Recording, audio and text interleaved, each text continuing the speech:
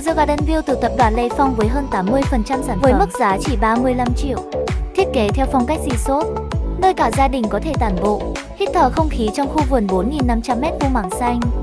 Dự án sẽ cho ra mắt hơn 2.000 căn hộ, cùng 85 tiện ích nội khu sang trọng. Từ hồ bơi vô cực, khu BBQ, phòng gym hay đến những dãy sắp house nội khu sở mút.